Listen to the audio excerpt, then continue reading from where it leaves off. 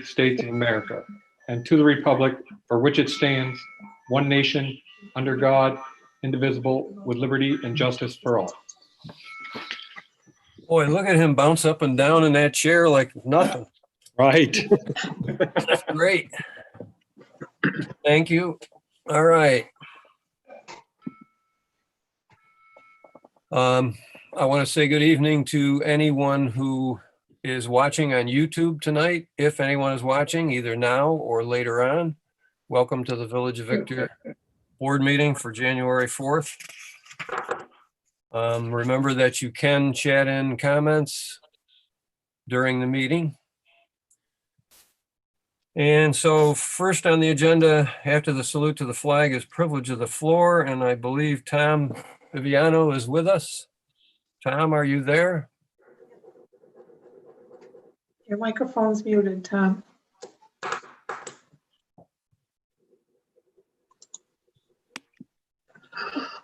Oh, no. Tom, can you hear us? Unmute your microphone.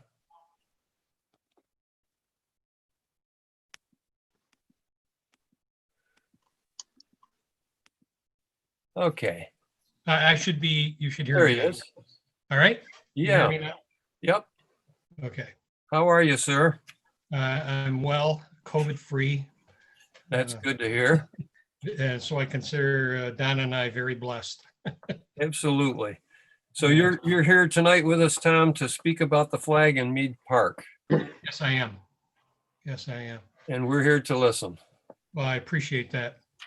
I thank you for being recognized to present to the meeting.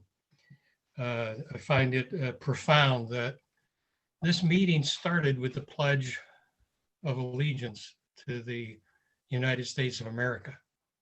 And the United States of America has a symbol. And that symbol is the flag, the stars and bars. Not the stars and bars of the CSA, but the stars and bars of Old Glory. And what I wanted to do is talk to you about what that flag, that symbol means to me and what it means to millions upon millions of veterans of military service of the United States. The flag of the United States is not a decoration. Christmas lights are.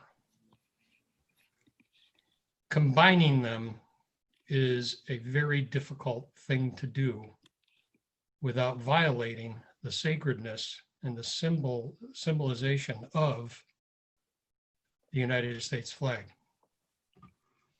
So I thought I would just address a few words saying, I know nothing about the deliberations that took place when it was decided to use the Mead Square flagpole as a centerpiece for a decoration.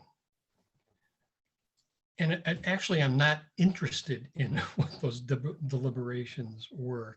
What I wanted to address to you was the effect of the action of using the United States flag mast that supports our symbol of democracy worldwide as a decoration. The act of doing it was what I most feared. When upon hearing it, I said, whoa, wait a minute, you're going to put up lights on that pole? I said, just initially we have a problem. That flag could become entangled in anything below it. And that's not supposed to be something that should happen to our flag. And the rigging ended up capturing the flag within days. The wind, with every quartering of the wind, the flag flies in different directions. With no wind, it just droops down. but it got caught up. And it spent 3 weeks wrapped around the pole, that temporary pole that it was hooked to, that was above the actual pole that's anchored in the ground. And it was a rag. It was, with the weather we've had, it just was flown dishonorably. Yesterday, and as late as this morning, a flag was flying by one grommet, as the bottom grommet had flown away, it had torn away. And it looked very miserable. That has an effect. And the effect it has is felt most by people such as myself. I'm a veteran. Is anybody, and I don't know this, is anybody in the village trustees, the mayor, whatever, veterans? I don't believe so. Yeah. Well, and that tells me a lot, because I, trust me, there is a brotherhood and sisterhood of United States military veterans. I am in my 75th year.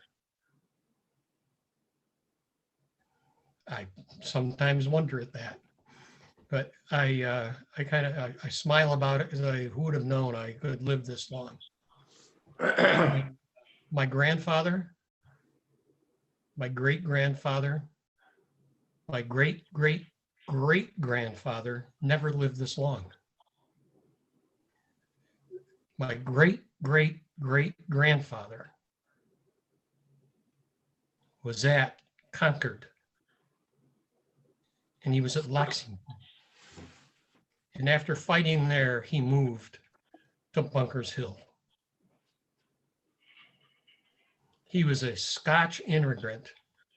He was 26 years old, and he fought for a country of which he wasn't even a citizen, because we had no way of making people citizens at that point in our career. My great-grandfather, William Palmer Peake, was a volunteer into the 56th Regiment of New York State in 1860.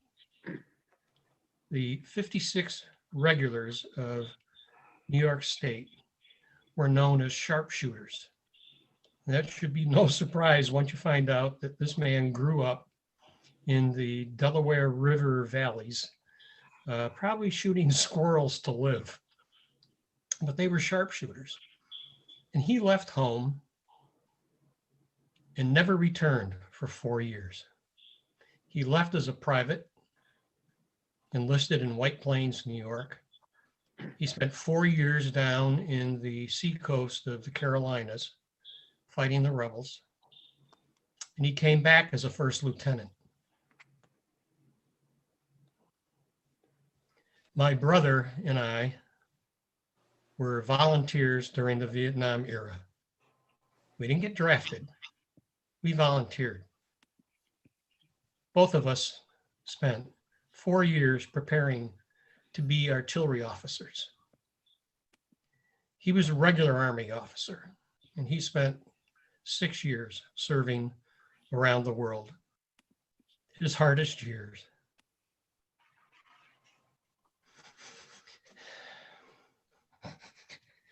Excuse me. His hardest years were Vietnam. And he died not in Vietnam. He died here because of Vietnam.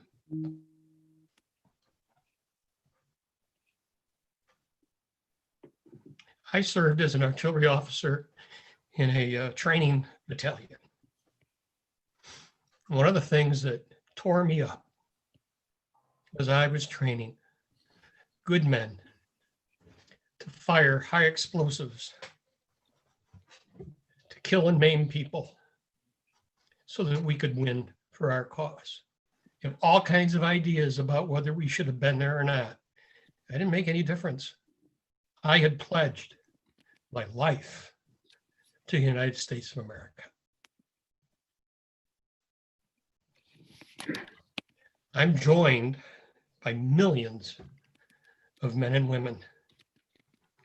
And more than that, tens of millions of families of those people who are serving.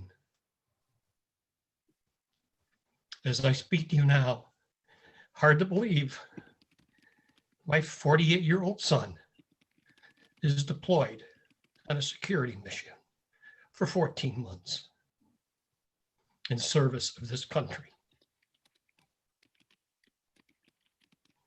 The United States flag is a symbol, a living symbol of this country. It's not a cloth that flies at the top of that pole. It's a symbol. It goes to our heart. It goes to our soul. When I march down Main Street in Victor in the Veterans Parade, I have the privilege of holding that flag, proudly so. And I still will die for that flag. That flag is under assault as we speak. BLM, Antifa, and other organizations, fascist organizations, are looking to tear down this country, to tear down our core of our memories of who we are. Are we perfect? We're far from perfect. However, can you still hear me? Yes. Okay. However, it is the most important symbol we have. So when a veteran sees the mixed message of a decoration with the United States flag, which is all and everything that we're about, it's very hard to reconcile that. Very hard. So all I wanted to say was, I hope that this year, when we come to holiday time, that careful consideration is made as to how that pole, it's not a pole, it's a mast for our nation's symbol. And I thought I remembered, I needed to be reminded. The Meade Square pole is dedicated in the remembrance of 3,000 people who died on 9/11. It's a shrine. What are we doing decorating it? I don't understand that. So what I did was I just looked up some facts and said, I'm in my 75th year. How many people in the military have sacrificed their blood for the United States while I've been alive? And just in your minds now, I just ask you, come up with a number. Come up with a number. And I hope I shock you. That number is 402,649 people. We're appalled that over 3,000 suffered at 9/11. In 75 years, we've had almost 500,000 people shed their blood for that flag. I hope that means something to you. We've had over 30,000 people go off in different actions, and no one to this day knows where they are. That's only since World War II. There's uncounted during the Civil War because they had no way of counting. So that flag means something very dear. I can't be around one without shedding a tear. I don't think about the flag. I don't think about the cloth. I don't think about the material it's made from. I don't care what it's made from. It's the symbol of my country. Thank you. That's all I've got to say. Tom, thank you for your comments. Certainly, we as a board don't fully understand your perspective because we haven't lived it. But you have explained many things to us tonight, and I'm sure we can understand where all this comes from within you and the millions of Americans who've served the country. So we had no ill intentions when the pole was decorated. I know. And we actually, the DPW went to great lengths to put the flag back up after it was brought to my attention that, you know, it was inappropriate to have taken it down.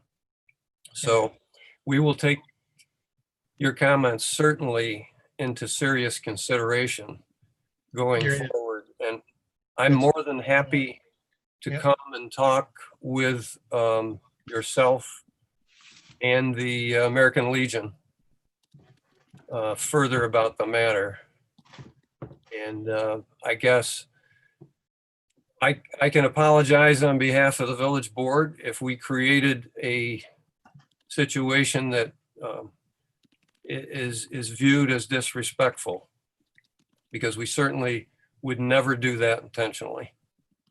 I understand that. I know all you good folks, and I'm not looking for anything. I'm not here as a Legionnaire. I'm here as an old veteran who probably needs to fade away. But thank you for those words. I dropped off the United States flag code today to the village board, so you could all have a copy of it and see what it has to say. And there's only two things that there's some basis for my comments from the United States Congress. They passed the flag code back in 1923, 1924. And Section 8 says two things. It says the flag should never touch anything beneath it. And the other thing is the flag should never be fastened, displayed, or used or stored in such a manner for it to be easily torn, soiled, or damaged in any way.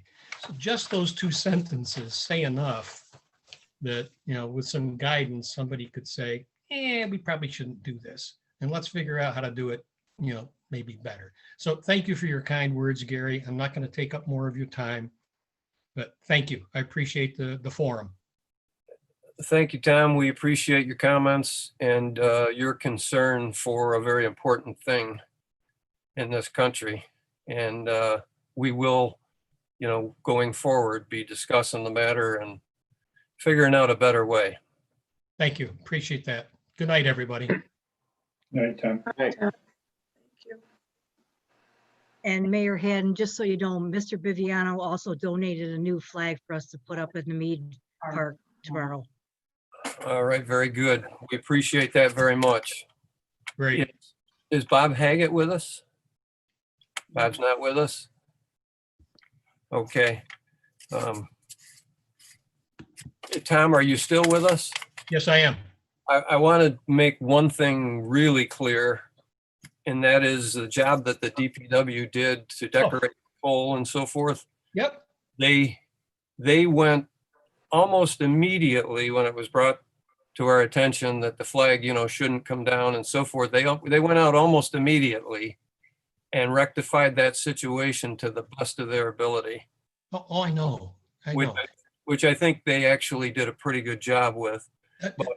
Exactly. No, Gary, I'm totally, there's no angst here. There's no recrimination. There's no nothing. I just wanted to tell you how I feel.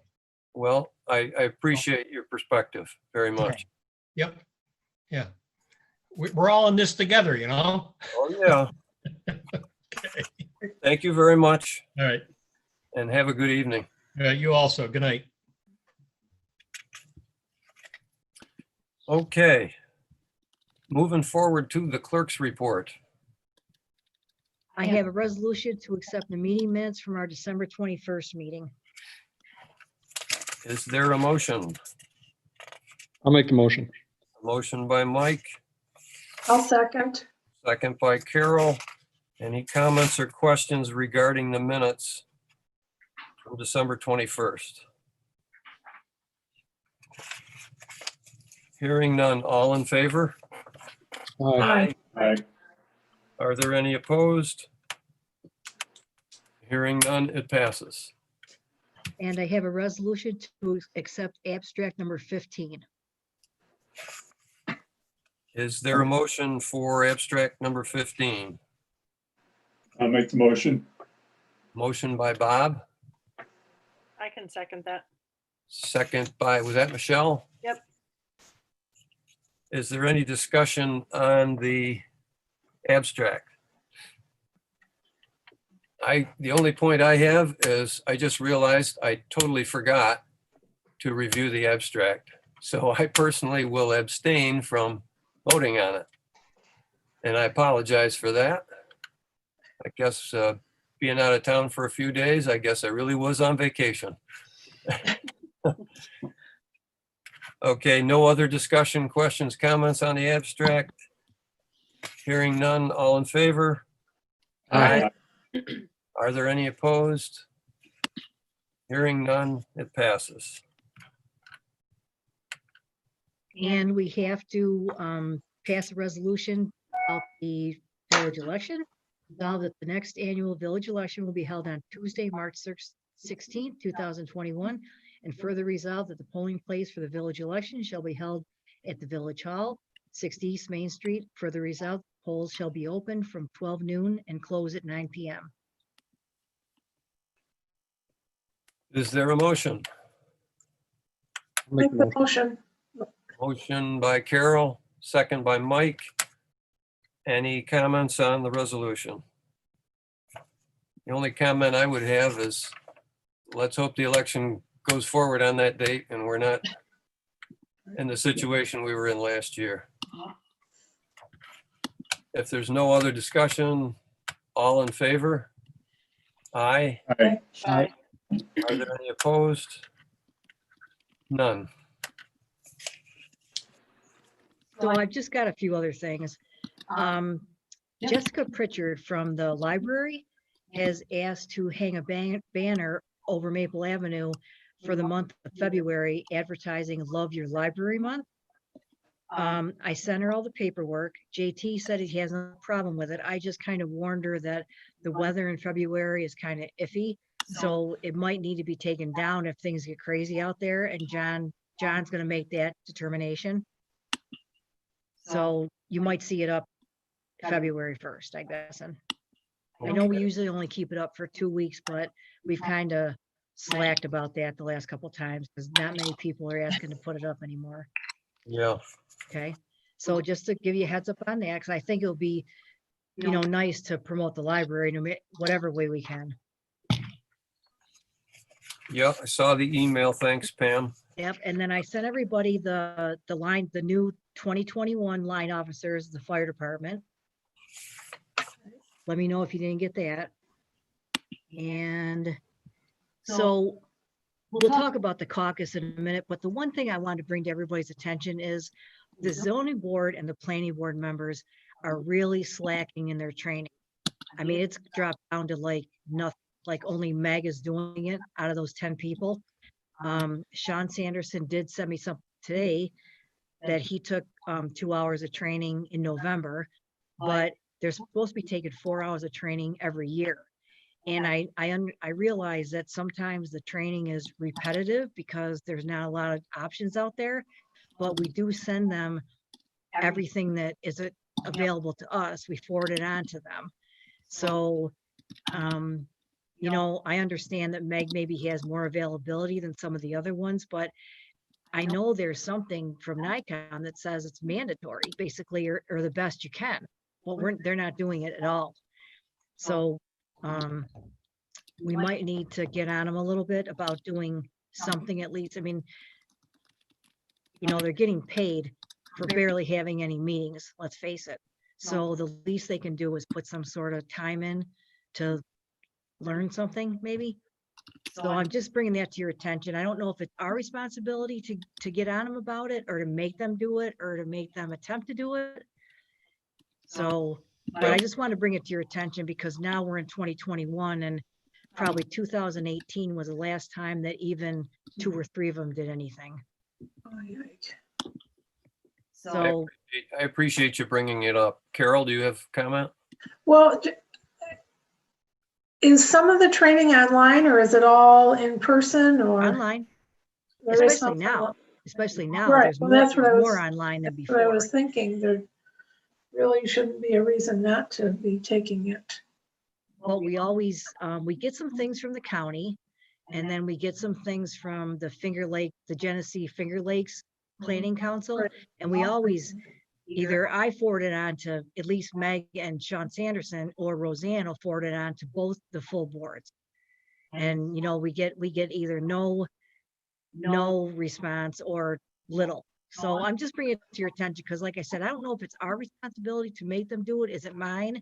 I'll have to look into it further, but it's just like another year has gone by and I'm just saying that because it's the same old people. You know, it's the same, they've been doing it for years and Yeah, I believe, you know, it's not necessarily your responsibility, maybe from a Shoot. process standpoint, yeah. But it's not your responsibility to police whether they do the training or not, take the training or not. I would take more of the blame myself than anybody else. And then I would reach out to Mike as the zoning board liaison. And is Bob, are you the planning board liaison, right? I am, right. If between the 3 of us, we need to convince the boards that it's time to do the training, you know, and I think particularly now with it being online, out of necessity, it should be easier for them to find the time to take the training. And it's basically a New York State requirement. And I think the county is one of the best resources. You know, to your point, Pam, no doubt that the training would be repetitive, especially for somebody like Meg or whoever. Meg's the only one that really does it on a regular basis. But I still think it's valuable to do it, and it's a requirement. So we really should step up our game and make sure that they do the training. And again, they haven't had a whole lot of meetings in the last couple of years, so it certainly shouldn't be a burden financially. Because for first of all, the training is basically free. So, yeah, we pay for it. The village pays for whatever training they take. yeah. So,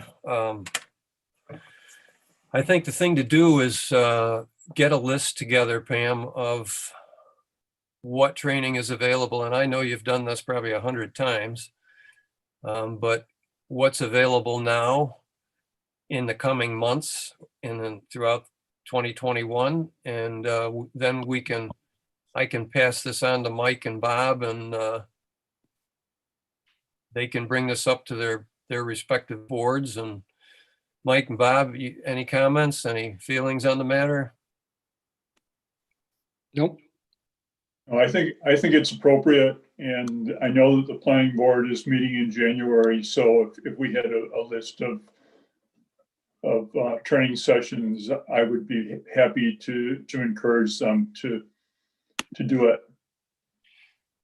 You know, another reason I think it's important, whether it's repetitive or not, is because we all know that the chairperson of the board does the meat of the work on the board, preparing for meetings and so forth and so on.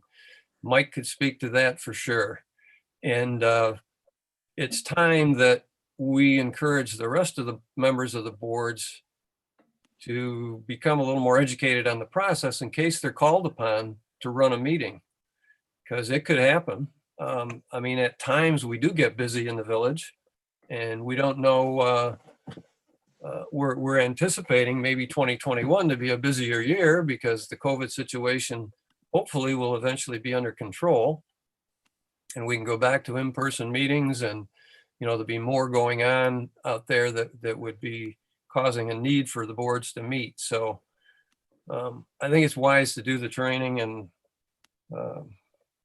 I think the three of us can get the list. I'll get the list from Pam, and then maybe Bob and Mike and I, we can sit down and talk about the list and figure out what we think is the best opportunities for them, and then pass it on.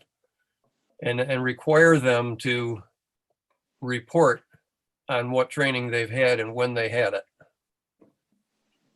So that's how I would approach it. Let's see. The other thing we should talk about is the caucus. So we're meeting again Tuesday. I'm thinking off the top of my head, the 19th. So it's either going to be that week or the next week. There's only the small window of time to hold it. So Gary, I know I sent you some stuff that I found out from NICOM, and we should probably talk about how we're going to do it. Yeah, so the stuff that you sent me from Rebecca Rosito, is that her name? Yes. NICOM, the way I understand it, basically says, oh, we don't know what to tell you. They don't know of a state regulation or whatever that dictates how a caucus should be run or when it can be run or whatever. I don't know if that's really accurate. I don't know if that's even an accurate description, Pam, of what she said, but the feeling I get is it's kind of up to us to figure out. And I was thinking about it today, and Mike, you can chime in. The way I would view this is we only have a couple of weeks of time here to get the message out about the caucus, and we should get it out. I don't want to be perceived as though we're hiding, information about the caucus, because the caucus is not a village board event. It's a village, resident event. So I think what we should do is contact Mike. The people that are on the committee. I know Sean, I think, and who else is on there from last year? Oh, Did you drag in here, Brendan? Brendan. I can't remember. I can find out. Yeah, I think Brendan and Sean were involved, and somebody else was. I can't remember who. Perhaps Roseanne took the minutes or something, and Meg did, didn't she? Meg did. I think Yeah. Meg was there. And did she run the caucus? That's for them to decide at caucus. Yeah. But whoever we come up with that was at the caucus last year on the committee, we need to notify them about this. And I guess I'll be happy to meet with them. And if Mike has any time, I'd like to have him along as well. He's pretty well versed on these kinds of things, and we could just sort of educate them on the process again, and then we could put the word out. So maybe an email to them. If we come up with a list of people, Carol, if you've got a good memory about who was there. Yeah, so the caucus committee is the zoning board, basically. Yeah, the other one was Stone. It's yep, Brendan and Tim and Sean. Okay. So we just need to reach out to them. Maybe, Mike, do you think you could do that with an email? Well, I'm texting with Sean right now. Okay. And we'll get together some information to send to them that's going to go out to the public. Pam, would you say that sounds like the thing to Well, do? I've got to put it in the paper. So we've got No. to figure out what date and put it in the paper, and then figure out how we're going to do it, whether we're going to do it. Can't really do it by Zoom, right? I think that's what we basically are going to end up doing. I think NICOM's got to weigh in on that. well, this is what they said, so They said we can Zoom. they said it's up to, They said, it looks like, so presumably the parties could choose to have a remote caucus. Candidates asking about remote caucuses should consult with their party leaders and refer to the party rules. She said they were checking with the governor's office. We might see an executive order authorizing remote virtual caucuses. Right, because I don't think we have that now. No. So- Yeah, I don't, I think you're right, Mike. I haven't seen it. And the governor didn't he just today put out an extension on, board meetings and so forth, allowing them to be virtual through the end of January, through the 29th of January? I didn't see that. I haven't looked yet today, but I think what we're probably going to find with the caucus is it's similar to the Electoral College, that, there was a law, the Electoral College had to meet in person. So like in New York State, Governor Cuomo didn't make an option to bypass that law. So he's going to have to make an executive order for something for caucuses. If the law says they have to be held in person, we can't do it remotely unless he says we can do it remotely. Okay, yeah, I agree. So maybe Pam, what we need to do is either myself or you, I can call Rebecca tomorrow because I'm self-quarantining here for another day or two. Call Rebecca back and see if she did get any information. And if not, tell her, would you please tell us who to contact or whatever, because we need the answer ASAP. Yeah, and she knows there's a deadline to publish it in the paper because that's on my election dates book I get every year, so. Okay. I guess maybe Mike just put them on notice that this is coming. We're not sure if it's going to be virtual or in person. Okay. And we'll go from there and hopefully get some information tomorrow or the next day.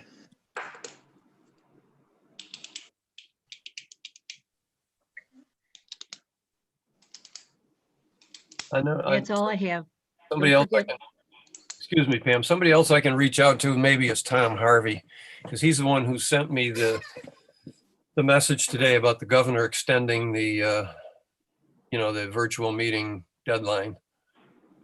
So he may have some information as well. I'll make both of those phone calls tomorrow. Okay. And that's all I have, except don't forget the next meeting is Tuesday, the 19th. Tuesday, because of Martin Luther King Day. Martin Luther King Day. Okay, Director of Public Works, waiting patiently. I'm fine. Just a few things going on. We're doing some tree trimming. We're doing Christmas tree pickup. We did a couple salt runs, Christmas Eve, Christmas Day, New Year's Day, New Year's Eve, which I can't believe it happened. Sewer treatment plant. I emailed JP last week. Told him to get on his horse. Let's get this thing done. And then the reply came back. DEC wants more testing done. I know, Gary, you replied back to him today. So I told him I needed it before budget. So hopefully he gets this thing squared away in the next 30 days. Another thing is we got to talk about, and I know this is coming up. So we got budget coming on the 25th. And how are we going to do this? So that's between, Diane and Pam. I don't know how they want to do this, remote. We sit down, whatever you guys want to decide. I don't care. Doesn't matter. Two of my guys got a 20-year service award. Pam got them plaques. We did it for Bubba last year or 2 years ago. So Gary, if you could come to the DPW some morning and award that to them. I'd like to do it at a board meeting, but that ain't gonna happen. So it's Craig Coheen, Joe Connon, came on the same year. So they got the 20-year. Another huge topic we need to talk about right now is, I'm doing code enforcement inspections. So because we lost code at the first of the year. I'm not sure how you want to approach this or how fast this is going, but have several conversations this afternoon. I think we should do a moratorium that there's no permits for the next 90 days.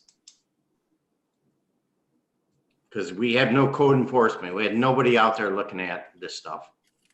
I mean, I've been on the book all day long, and I had to do an inspection this afternoon for a guy. So, and Bright Raven passed everything. They got their C of O. Yeah, with the code enforcement situation, I talked to Kathy Rayburn this morning, and she's got some businesses, believe it or not, that want to start up their businesses in the village, which really surprised me in this COVID situation we're in, but it's great news. There's not a lot of, there's 3 different businesses that are looking at the village, and at least one of them is pretty much ready to go because they're on the planning board agenda for the 27th of January. And that is a brewery to go in to Bruckner's building where Zoomtan was. So there is a need for code enforcement, and how we're going to solve the problem, I'm not totally decided about yet, but I have reached out to Kim twice, and the first time, it was talk to me after the first of the year, and then towards the end of December, she simply sent me an email and said, I've reconsidered, and we can't give you any extra help after the first of the year. So I can reach out again.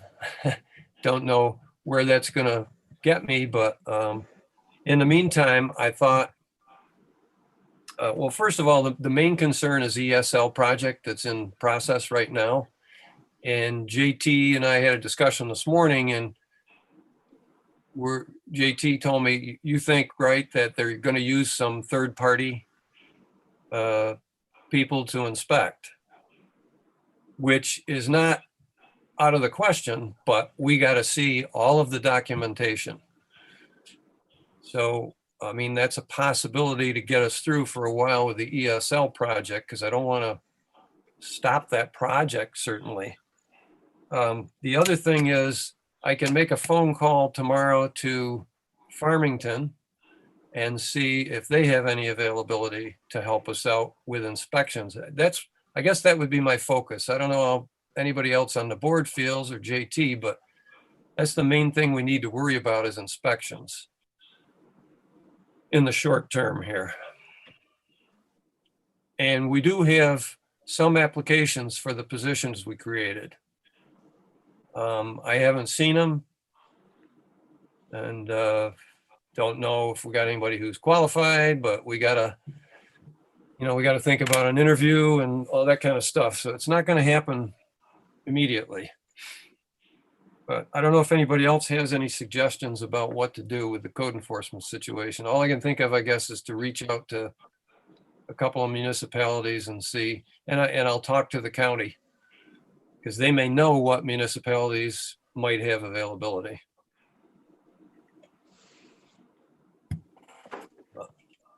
You could always reach out to Sean McAdoo and see if he had any time for contract work. Yeah, so I approached that one today, Mike. I've been working on this all day long. So Sean McAdoo is totally out of the question. So, and the town won't play nice. So the other option is you do the 30 days or the 90 days, you get out of the permits because you're going to need inspections. The second is the village gives up the rights to do code enforcement, and by law, the county has to cover it. So that's 2 options for 90 days, because you're not going to get somebody in here in the next 90 days to start doing inspections, and this guy was irate this afternoon. And the girls in the office are the ones that are dealing with it right now. So was it, you're talking about the guy from ESL? No, it's the guy up at Church Street that's putting, $70,000 into his house. He hasn't had an inspection since November 1. Marty dropped the ball on it. Oh, boy. Oh, geez. No footer inspection, no plumbing, no insulation, had no clue to do rough electrical. So I guided him through it. The girls at the office did a great job with him. And he was, he calmed down a little bit, but he wants to move forwards, and this is what's going to happen. So another permit might come out tomorrow, and I don't think I can't give out a permit. So else we got to stop the permitting process until we figure out what's going on, or until we hire somebody, which is going to be 60 to 90 days. Or I don't know. Or you got to go to the county and make sure somebody gets here tomorrow. Yeah. Okay. And I don't even know how to fill out a permit. Is it 35 cents a square foot? Is it, I don't know. Yeah. The girls and it's not their responsibility for them to know or me to know. It's a bad situation. It's a really bad situation. Yeah, I was afraid of the situation becoming what it is. I know the code. Like I say, I read for 3 hours today just so I know how deep a footer was. So when I went up there, I didn't look like a total person. I understand some of the code, and I'm like, just document everything, do what you got to do, just keep moving forwards. That's all we can do until we figure out what's going on. But we're halfway into the process with me and Pam went over to the resumes this afternoon, and this is not going to come out right. You got one person and you got 10 people have no clue. Uh-huh. We got bartenders. We got people that serve food. Customer service is important. Perfect. Well, so I certainly wasn't planning on having this conversation tonight. I hate to be half empty, but I said this before, and I'm sticking by it. I think we've created a position that's almost unfillable. We're looking for somebody with code enforcement skills who wants to do it half the time and learn another job the other half the time.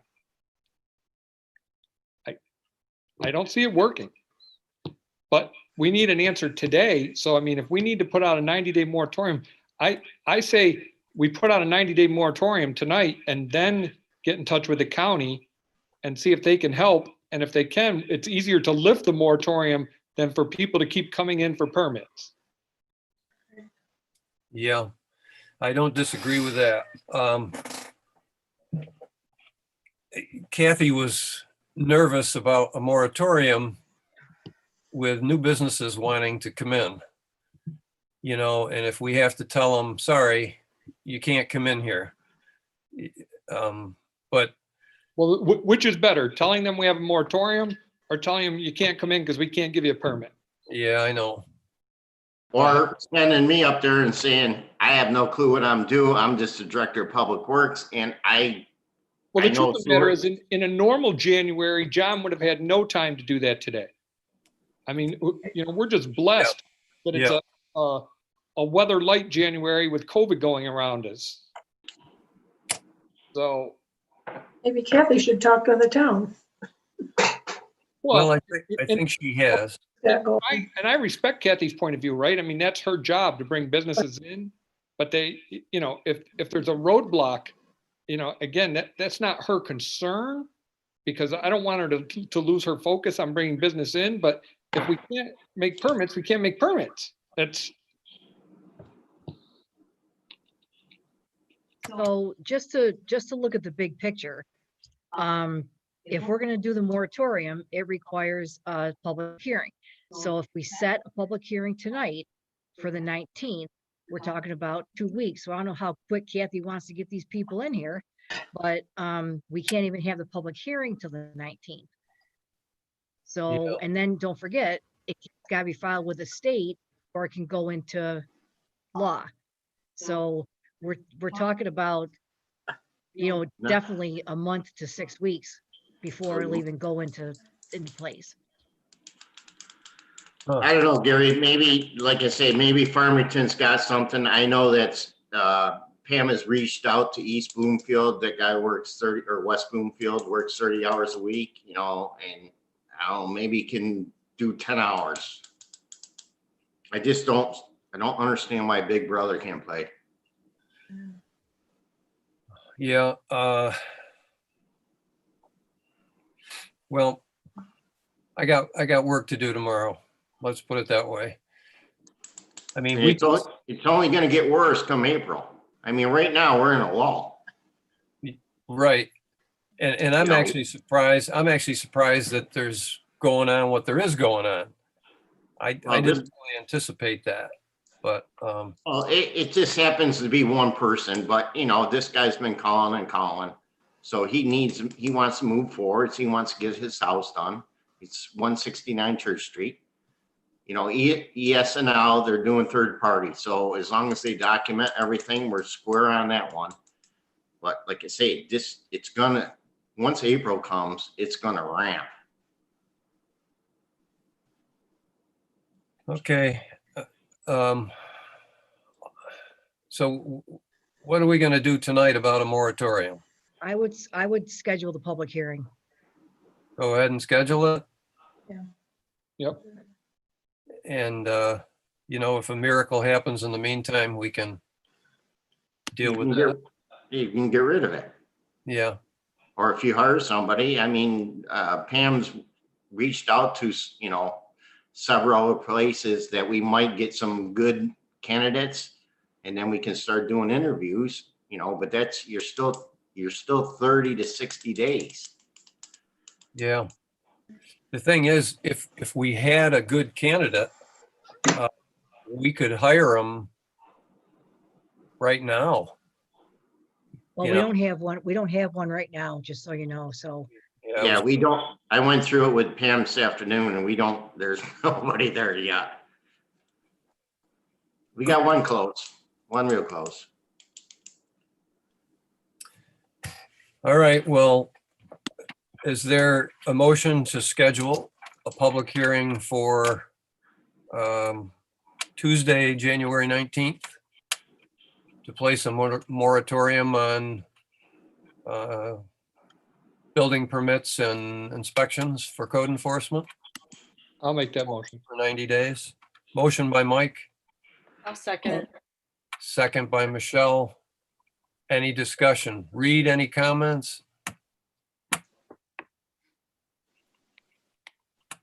Reed, Sorry, I was muted. Yeah, I think you're doing exactly the right thing. We schedule a public hearing and maybe it's not necessary, but I think we go ahead and do it. okay. Any other discussion, anybody? All in favor? Aye. Aye. Aye. Opposed? None. That's all I have, Gary. Thanks for stirring us up. Well, it needs to be brought to a. Oh, absolutely, absolutely.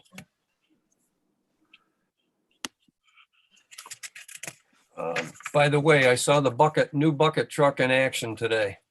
Did you really putting up the flag on the pole? Yes, though I'm quarantining, I took a ride in the car and I saw him taking down the decorations. I wish it was putting the flag up on the pole.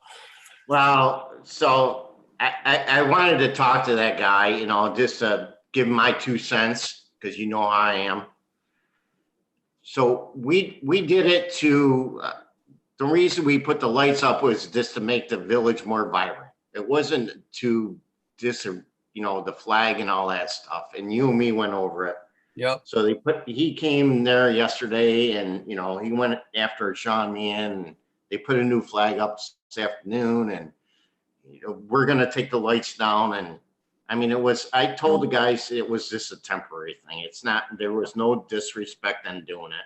And it was all my call. It was nobody else's call. Well, I think he understands that. He's just very emotional, his experiences of his family and himself and so forth. And I understand that and I respect that. So, I mean, it's hard to sit and take a whooping, but I get why he feels the way he does about it. And maybe going forward, I think you guys did a tremendous job with the flagpole. And like I said, we tried to kill two birds with one stone, and I thought it came out nice. I wanted to leave it up a little longer just to illuminate the park, but we do 38 flags on Main Street plus the 2 at Village Hall and Mead. So I mean, it's not like I don't disrespect the flag. yeah, no, I do. Every time I see a tethered flag, I even, I go after people for it. It's not, but, to look at a flag every other day, to see if it's tethered or if it's not flying right or whatever, I can't do that. I mean, you come to my house, you see all the flags I got out here. well, JT, I know that you take it somewhat personally because of the conscientious kind of person you are, but I really don't think he meant it personally. I think he wanted to get a point across, and we understand his point. And going forward, I personally think that the lights illuminated the flag. And going forward, maybe we can do lights a different way that won't interfere at all with the flag. And maybe, Tom or the Legion or whoever can have input, and we can go forward and keep everybody happy. So Totally agree. don't feel bad about what you did. You guys did a very good job. And No, I know. Mead Square looked tremendous. This is the best it's ever looked for the holidays. So, all right, thanks for everything. Trustees, anybody have any reports? Not I. Nope. Okay, Meeting next week is all. URA is meeting next week, next Wednesday. okay, The only thing I did ask everybody to start thinking about how we can update our plan to have it more in line with the revitalization plans and everything else. So that's good. that's it. Thanks, Carol. So myself, I had the caucus here to talk about, which we already did. A quick CCA update. I emailed Sue Hughes Smith today to find out where's the RG&E letters, and lo and behold, it came in the mail today. Yeah. RG&E sent letters out if you are participating in the program to talk about SWIP. And I read the letter and I emailed Sue back. I'm not real pleased with the content of the letter, but we didn't have a lot of control over what RG&E was going to say in their letter, and they made that pretty clear.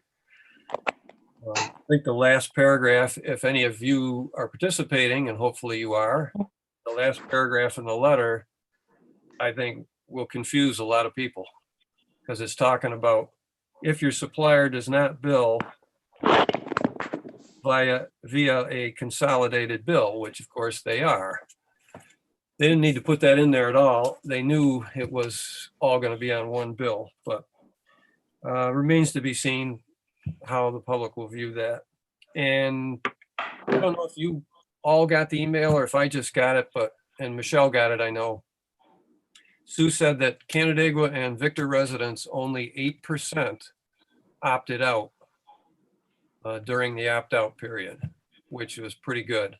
So we'll see going forward how many people jump ship because of things like this letter confusing them or whatever. Hopefully they won't, because I still think it's a good program that everybody can benefit from. Spoke with Kathy Rayburn today about these new businesses. coming in, and I'm really pleased to hear. There's 3 different ones. One is a drum shop, percussion shop. And these aren't definites, and then there's a protein smoothie bar business looking at the Milton's building. And of course, the brewery. So it's all good signs for the village to have people interested in bringing their businesses here, especially during these times. I don't know if Pam sent an email out to the board to make you all aware about the lockdown at Village Hall because of the COVID situation. JT's had issues with the DPW and people being infected, and Roseanne Turner's family has some issues. So Pam and Diane and the crew in the office got pretty nervous about it, and they should be. So with the water bills going out and people then going to want to come to the front door and come in, Pam said, can we lock down for the month of January? And I said, absolutely, go ahead and do it. It makes sense. So it'll be just like it was back in March and April. They can still bring their bills and drop them at Village Hall or mail them or whatever. The code enforcement we talked about.